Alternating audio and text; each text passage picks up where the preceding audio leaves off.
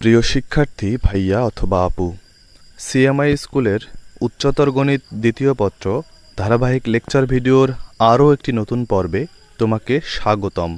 সাথে আমি আছি মাহমুদুল হাসান, তোমার অন্যতম একজন শুভাকাঙ্ক্ষী।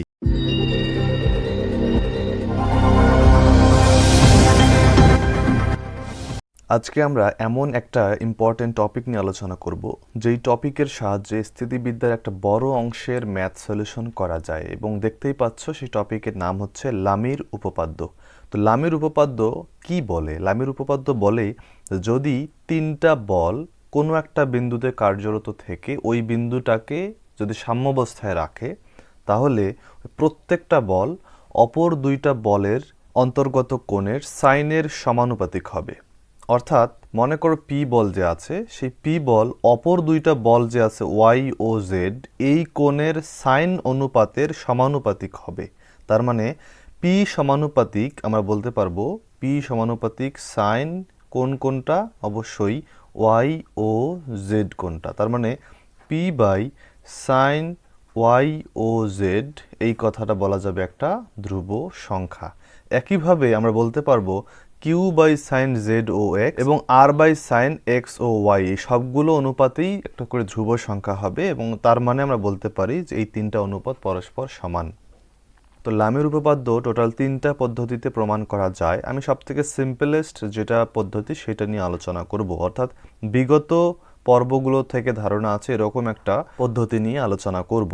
অবভিয়াসলি সেই পদ্ধতির নাম হচ্ছে লম্বাংশ পদ্ধতি। চিন্তা করে দেখো, লামের উপপাদ্যে বলা হচ্ছে এই যে পি বল, এই যে কিউ বল এবং আর বল, এরা সাম্যাবস্থা ক্রিয়েট করতেছে ও বিন্দুতে।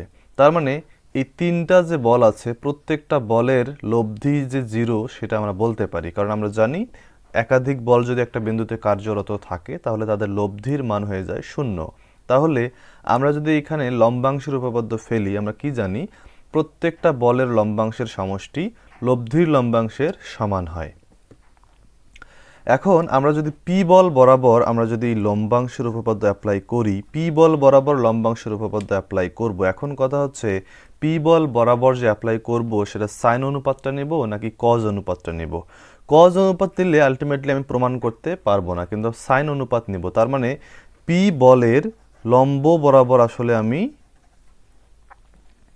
এই লম্বাংশের উপপাদ্যটা অ্যাপ্লাই করব। পি বলের লম্ব বরাবর, তার মানে পি বলের লম্ব বরাবর মানে হচ্ছে পি বল সেই লম্বের সাথে সাইন কত ডিগ্রি কোণ উৎপন্ন করবে, যেহেতু পি বল নিজেই, তার মানে 0 ডিগ্রি, প্লাস কিউ বল সাইন কত ডিগ্রি কোণ উৎপন্ন করবে, এক্স ও ওয়াই কোণ, এক্স ও ওয়াই কোণ, প্লাস আর বল সে কত কোণ উৎপন্ন করবে, এই টোটাল কোণটা কত, এক্স ও জেড কোণ, সাইন এই কোণটা কত ডিগ্রি, অবশ্যই 360। আমরা যদি পজিটিভ দিকে ধরি এই টোটাল কোণটা কত ডিগ্রি হবে, 360 থেকে এক্স ও জেডটা বাদ দিলে যেটা পাওয়া যাবে তাই। অর্থাৎ আমরা twice pi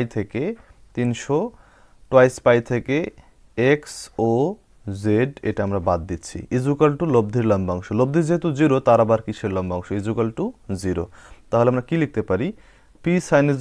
P sine 0 is equal to 0। তাহলে এখানে থাকতেছে Q sine X O Y plus R sine twice pi minus something, মানে সাইনের নেগেটিভ। তার মানে আমরা লিখতে পারি মাইনাস সামনে লিখে আমরা লিখতে পারি x O Z is equal to 0। এখান থেকে আমরা লিখতে পারি Q sine X O Y equal to R sign X O Z. তাহলে আমরা যদি আর ভাগ করে দেই, তাহলে কিউ বাই লিখতে পারি সাইন এক্স ও জেড সমান সমান আর বাই লিখতে পারি সাইন এক্স ও ওয়াই। এটাকে আমরা 1 নম্বর ইকুয়েশন দিলাম। চিন্তা করে দেখো, আমরা যখন পি এর লম্ব বরাবর লম্বাংশের উপপাদ্য অ্যাপ্লাই করলাম, তখন পি বাদে অপর দুইটা বলের আমরা সাইন অনুপাতের সমানুপাতিক এটা দেখাতে পারলাম। তাহলে আমি যদি এখন কিউ এর লম্ব বরাবর যদি এখন এই লম্বাংশের উপপাদ্য অ্যাপ্লাই করি, তাহলে নিশ্চয়ই দেখাতে পারবো কিউ বাদে অপর দুইটা বল P by sine Y O Z is equal to R by sine X O Y. কারণ কি, এখানে দেখো পি বাদে অপর দুইটা বল ছিল কিউ এর নিচে কে আছে sign X O Z, P বল বা কিউ বল বাদে অপর দুইটা বলের কোণ ছিল এক্স ও জেড, এবং আর এর সময় আর বল বাদে অপর দুইটা বলের কোণ ছিল এক্স ও ওয়াই। তার মানে আমরা একইভাবে কিউ এর লম্ব বরাবর এই দুটো লিখতে পারলাম। এটা হচ্ছে 2 নম্বর ইকুয়েশন। 1 নম্বর এবং 2 নম্বর ইকুয়েশন দেখো অলরেডি সেম। তার মানে আমরা আর সাইন এক্স ওয়াই যেহেতু উভয় ক্ষেত্রে আছে, তার মানে এইটাই ইকুয়াল টু আমরা লিখতে পারি Q by sine X O Z, অর্থাৎ আমার লামির উপপাদ্য কিন্তু প্রমাণ হয়ে গেল। এখন আমরা বলেছিলাম লামির উপপাদ্য এমন একটা উপপাদ্য যেই উপপাদ্যের সাহায্যে স্থিতিবিদ্যার একটা বড় অংশ সমাধান করা যায়, এবং লামির উপপাদ্যের সাহায্যে ম্যাথগুলো করে তোমরা খুবই মজা পাবে, কারণ আমরা রিয়েল লাইফ প্রবলেমগুলো এখানে সলভ করে থাকবো। দেখো একটা ম্যাথ আমরা এখানে সলভ করি প্রথমে, যে 6 একক ওজনের একটা বস্তুকে 2টি বল দ্বারা টেনে ধরে রাখা হয়েছে। তার মানে একটা বস্তু তার ওজন হচ্ছে 6 একক।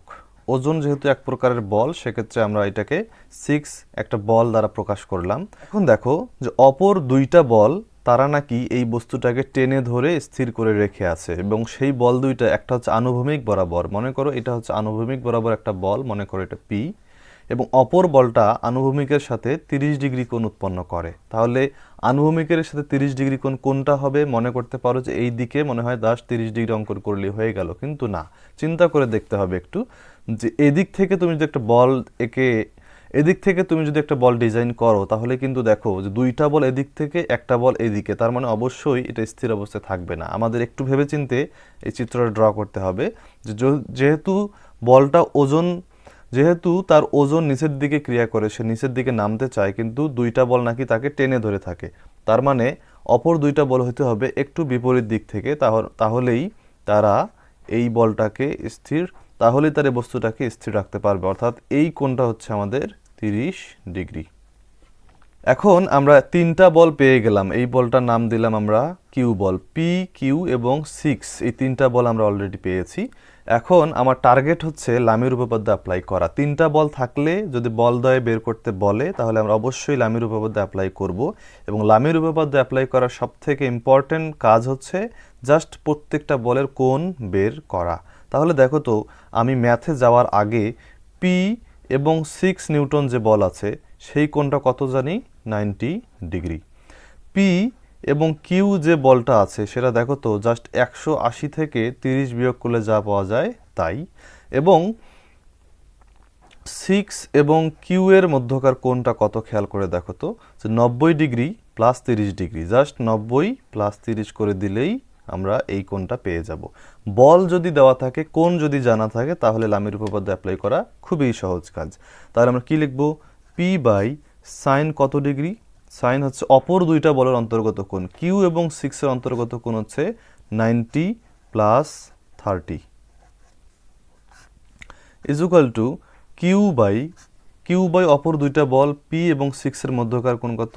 90 ডিগ্রি, অর্থাৎ সাইন 90 ডিগ্রি, এবং 6 বাই অপর দুইটা বল পি এবং কিউ এর মধ্যকার কোণ হচ্ছে 180 minus 30, sine 180 minus 30। P by sine 90 degree plus 30, তার মানে কস 30 ডিগ্রি, এবং কস 30 ডিগ্রি মান কত? √3/2 is equal to Q by হচ্ছে 1 is equal to 6 by sine 180 minus 30, মানে সাইন 30-এর কথাই বলা হচ্ছে, তার মানে সেটা হচ্ছে কত? 1/2। তাহলে যেহেতু আমি এই অনুপাতটার মান জানি, তাহলে আমি প্রথম অনুপাত এবং তৃতীয় অনুপাত নিয়ে লিখতে পারি P by √3/2 is equal to 12। তার মানে এখান থেকে ক্যালকুলেশন করে আমি লিখতে পারি 2p is equal two √3 into 12, তার মানে p ইজ ইকুয়াল টু 6√3। এটা একটা ভ্যালু আমি অলরেডি পেয়ে গেলাম, p এর মান।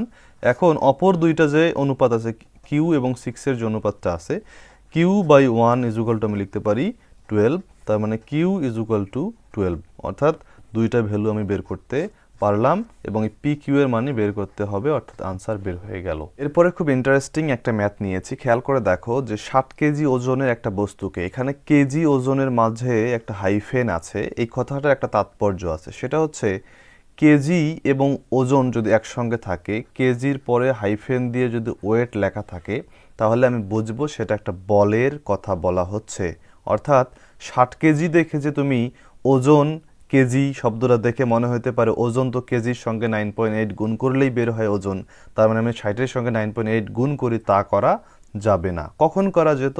যদি 60 কেজি ভরের একটা বস্তুর ওজনের কথা বলা হতো তাহলে আমি 9.8 দিয়ে গুণ করতাম, কিন্তু কেজি ওয়েট অলরেডি গুণ করা আছে জন্যই আমি 60 মানেই বুঝতে পারলাম সেটা হচ্ছে একটা বল। এখন বলা হচ্ছে একটা বস্তুকে 2 খণ্ড তার দিয়ে 2জন ব্যক্তি বহন করে। এই যে 2জন ব্যক্তি বস্তুটাকে বহন করতেছে, এখানে সব থেকে ইম্পর্টেন্ট কথা হচ্ছে এই তার দুইটা নাকি উলম্বের সাথে যথাক্রমে 70 ডিগ্রি এবং 30 ডিগ্রি কোণ উৎপন্ন।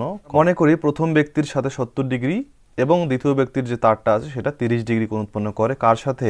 উলম্বের সাথে কোণ উৎপন্ন করে। এখন কথা হচ্ছে চিত্রটা এরকম দেখতে কেন হলো, আমি কেন এভাবে আঁকলাম, একদিকে বেশি একদিকে কম?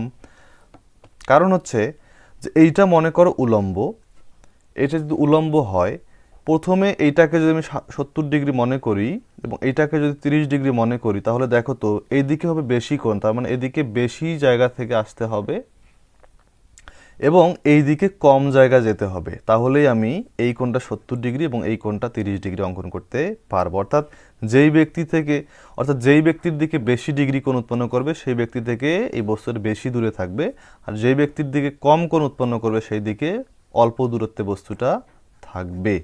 এই কারণে চিত্রটা এরকম করে আঁকানো হয়েছে। এখন দেখো আমরা এই চিত্রের মধ্যে কি দেখতে পাচ্ছি, যে এইদিকে 60 এককের একটা বল আছে, এই তার বরাবর T1 এবং T2 বের করতে হবে। এই কোণগুলো যদি জানা থাকে, আমার টার্গেট হচ্ছে T1 এবং T2 কোণ বের করা, T1 এর সঙ্গে 60 এককের বলের কোণ বের করা, T2 এর সঙ্গে 60 এককের বল বের করা। তাহলে দেখো তো T1 এবং T2 এর মধ্যকার কোণ কত? 70 এবং 30 যোগ করলে কত হয়? 100 ডিগ্রি, তার মানে এটা হচ্ছে 100 ডিগ্রি। T1 এর সাথে 60 বলের মধ্যকার কোণ কত? এই টোটালটা যদি 180 হয়, সেখান থেকে 70 বিয়োগ দিলে আমি এই কোণটা পাবো। তার মানে 180 থেকে 70 বিয়োগ করলে কত পাওয়া যায়? 110 ডিগ্রি। এবং সর্বশেষ T2 এবং 60 এককের বলের মধ্যকার কোণ কত? 180 থেকে জাস্ট 30 বিয়োগ করো, কত পাওয়া যাবে? 150 ডিগ্রি। এই যে বলগুলোর মধ্যকার কোণ বের করতে পেরেছি, এখন বলগুলো বের করা 1-2 ব্যাপার। তাহলে দেখো তো লামের উপপাদ্য থেকে কি জানি? T1 বাই সাইন অপর দুইটা বলের মধ্যকার কোণ কত? T1 বাদে অপর দুইটা কোণটা T2 60, তার মানে 150 degree equal to T2 by কত? T1 আর 60 ডিগ্রি মধ্যকার কোণ অর্থাৎ 110 ডিগ্রি, সাইন 110 ডিগ্রি এবং 60 ডিভাইডেড বাই অপর দুইটা বল T1 এবং T2 এর মধ্যকার কোণ হচ্ছে 100 ডিগ্রি, তার মানে সাইন 100 ডিগ্রি। এখন এখান থেকে আমার বল দ্বয় বের করতে হবে, T1 এবং T2 এর মান বের করতে হবে। যেহেতু এই যে 110, 100 এই মানগুলো আমরা সরাসরি ত্রিকোণমিতিক অনুপাত থেকে বের করতে পারি না, ক্যালকুলেটর চেপে বের করতে হয়, তো আমরা ক্যালকুলেটরে ইউজ করব। সেক্ষেত্রে T1 এর মান এখান থেকে আমরা লিখতে পারি কি? Sine 150 degree into 60 divided by sine 100 degree. এখান থেকে ক্যালকুলেশন করলে T1 মানে বের হবে 30.46 নিউটন এবং T2 মানে আমরা কি লিখতে পারি? Sine 110 degree into 60 divided by sine 100 degree, এবং এটা ক্যালকুলেশন করলে আমরা পাবো 57.26 নিউটন, এবং এই দুইটাই হচ্ছে আমাদের রিকোয়ার্ড আনসার। আমরা তো লামির উপপাদ্যের সাহায্যে কিছু রিয়েল লাইফ ম্যাথ সলভ করলাম, এখন আমরা একটু জ্যামিতি টাইপের ম্যাথ সলভ করব লামির উপপাদ্যের সাহায্যেই। এখানে একটা প্রশ্ন আছে, দেখো যে এবিসি ত্রিভুজের ও হচ্ছে লম্ব কেন্দ্র। প্রথমে বুঝতে হবে লম্ব কেন্দ্র কি জিনিস। প্রত্যেকটা শীর্ষ থেকে বিপরীত বাহুর উপর লম্ব টানলে সেই লম্বগুলো যে বিন্দুতে ছেদ করে তাকে বলা হচ্ছে লম্ব কেন্দ্র। এখানে লম্ব কেন্দ্রটা হচ্ছে ও বিন্দু। এখন দেখো বলা হচ্ছে ও থেকে বিসি সিএবি বাহুর উপর লম্ব বরাবর, অর্থাৎ এই যে লম্বগুলো এডি, বিই এবং সিএফ, এই লম্ব বরাবর যথাক্রমে পি, কিউ এবং আর বল ক্রিয়া করে। অর্থাৎ এডির উপর লম্ব যেটা সেটা পি বল, অর্থাৎ এই যে এইটা পি বল, এটা কিউ বল, এটা হচ্ছে আর বল, তারা নাকি সাম্যাবস্থায় আছে। প্রমাণ করতে হবে যে এরকম দুইটা স্টেটমেন্ট। তাহলে আমার টার্গেট হচ্ছে পি বাই অপর দুইটা বলের কোণ বের করা। আমি যদি লামির উপপাদ্য অ্যাপ্লাই করি, আমি কি লিখবো? পি বাই সাইন অপর দুইটা বল যে আছে কিউ এবং আর, তাদের মধ্যবর্তী কোণ কোনটা? তাদের মধ্যবর্তী কোণ হচ্ছে এই কোণটা। তাহলে এই কোণটা কত? দেখো তো এই যে কোণ এবং এই কোণটা তো 90 ডিগ্রি, কারণ তারা হচ্ছে লম্ব এই অপর বাহুর উপর লম্ব, তার মানে এই দুইটা হচ্ছে লম্ব, তার মানে এই দুইটা হচ্ছে সমকোণ, তার মানে 180 ডিগ্রি গেল। তার মানে এই কোণটা কত হবে? 180 থেকে এই কোণটা বাদ দিলে যা হয় তাই, কারণ এরা দুইজন যদি 180 হয়, এরা দুইজন 180 হবেই। সেক্ষেত্রে আমরা এই কোণটা বলতে পারি 180 থেকে এ বিয়োগ করো, অর্থাৎ পাই থেকে এ বিয়োগ করো। তাহলে কিউ ডিভাইডেড বাই কি লেখা যাবে? সাইন, এখানে লেখা যাবে কিউ বলের অপর দুইটা হচ্ছে এই কোণটা, এই কোণটার সময় আমরা লিখবো বি, অর্থাৎ পাই মাইনাস বি, এবং আর এর সময় চোখ বন্ধ করে লেখা যাবে সাইন পাই মাইনাস সি। তাহলে আমি কি লিখতে পারি এখান থেকে? পি বাই সাইন এ সমান সমান কিউ বাই সাইন বি সমান সমান আর বাই সাইন সি। দেখো তো কত সিম্পল একটা ম্যাথ। এখান থেকে আমি কি লিখতে পারি? P is to Q is to R is equal to sine A sine B sine C. Already একটা প্রুফ আমাদের হয়ে গেল। এরপর সেকেন্ড প্রুফটা আমরা করব। সেখানে বলা হচ্ছে একই জিনিস জাস্ট এ বি সির মাধ্যমে প্রকাশ করো। তো আমরা এই sign A sine B sign সির সাথে এ বি সির মধ্যে যদি আমরা সম্পর্ক বের করতে পারি তাহলেই তো হয়ে গেল।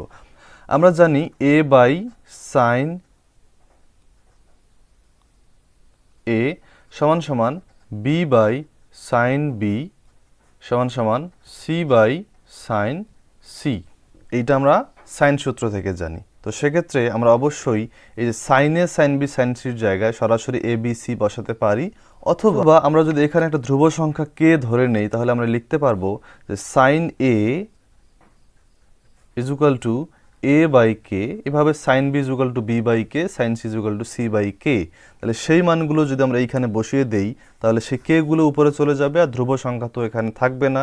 সেক্ষেত্রে আমরা লিখতে পারবো পি বাই এ সমান সমান কিউ বাই বি সমান সমান আর বাই সি। সেখান থেকে আমরা লিখতে পারবো P Q R is equal to A B C. এটাও প্রমাণ করা যাবে। আশা করি বুঝতে পেরেছো। আজকের এপিসোডের সর্বশেষ ম্যাথ হচ্ছে এটা। আমরা লামের উপপাদ্য অ্যাপ্লাই করতেছি। আমরা সামনের এপিসোডগুলোতে আরও লামের উপপাদ্য নিয়ে ম্যাথ করব, তবে লামের উপপাদ্যর বেসিক থেকে আমরা অল্প কয়েকটা ম্যাথই আজকে করলাম। তো সর্বশেষ ম্যাথটা দেখো যে এবিসি ত্রিভুজের পরিকেন্দ্র। পরিকেন্দ্র মানে কি? যে ওই ত্রিভুজের তিনটা বাহু দিয়েই যায় যে বৃত্তটা, সেটা হচ্ছে একটা পরিবৃত্ত। সেই পরিবৃত্তের কেন্দ্রটাকে বলা হচ্ছে পরিকেন্দ্র। সেই পরিকেন্দ্র ও থেকে ও এ, ও বি এবং ও সি বরাবর কার্যরত পি কিউ আর বল তিনটা নাকি সাম্যাবস্থা সৃষ্টি করে। প্রমাণ করতে হবে যে এরকম কিছু একটা। তাহলে আমরা একইভাবে লামের উপপাদ্য অ্যাপ্লাই করব। পি বাই সাইন কত হবে? অপর দুইটা বল তাদের মধ্যবর্তী কোণ হচ্ছে এই কোণটা। এই কোণটা মানে কি? এটা যদি বিসি চাপের উপর কেন্দ্রস্থ কোণ হয় তাহলে বিসি চাপের উপর বৃত্তস্থ কোণ হচ্ছে এইটা। আমরা জানি যে কেন্দ্রস্থ কোণ বৃত্তস্থ কোণের দ্বিগুণ। তার মানে আমরা বলতে পারি যে এই কোণটা বি ও সি কোণটা বলতে পারি 2 গুণন বি এ সি, অর্থাৎ 2 গুণন এ। অর্থাৎ আমরা লিখতে পারি sine 2a equal to Q by, একইভাবে আমরা লিখতে পারবো সাইন 2b ইজুকাল টু আর সমান আমরা একইভাবে লিখতে পারবো সাইন 2c।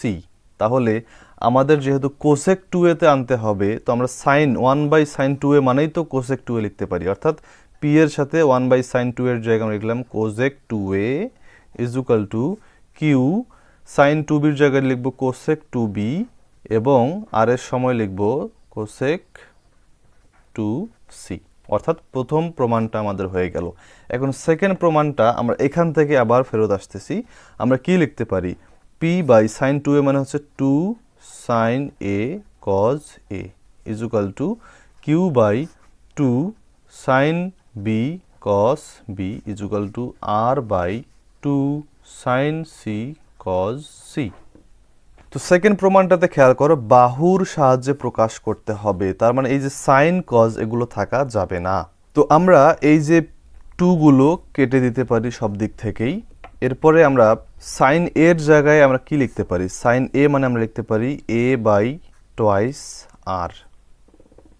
কজ এ মানে জানি যে এ কোণের বিপরীত বাহু যে এ আছে, ছোট হাতের এ আছে, সে হবে মাইনাস, অর্থাৎ অপর দুইটা plus B square plus C square minus A square by এই দুইটার গুণফল ইন্টু 2bc। এটা সূত্র তো আমাদের অবশ্যই জানা আছে।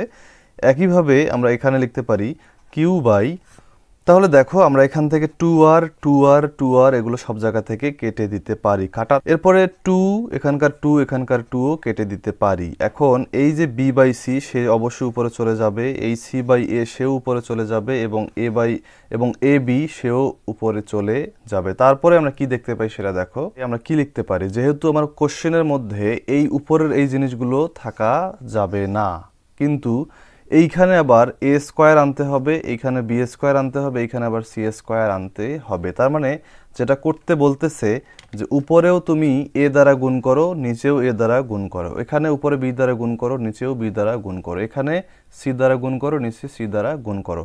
তাহলে abc এখানকার abc এখানকার abc কেটে দেওয়া যাবে। তাহলে নিশ্চয়ই এখানে আমি a স্কয়ার পেলাম, এখানে b স্কয়ার পেলাম, এখানে c স্কয়ার পেলাম। তাহলে ফাইনালি লাইনটা হচ্ছে আমার p বাই a square b square plus c square minus a square is equal to q by b square c square plus a square minus b square is equal to r by c square into c square a square plus b square minus c square. এটাই হচ্ছে আমাদের required answer. আশা করি এই কয়েকটা math থেকে লামির উপপাদ্যের ম্যাথগুলো কিভাবে করতে হবে সেই সম্বন্ধে একটা আইডিয়া হচ্ছে।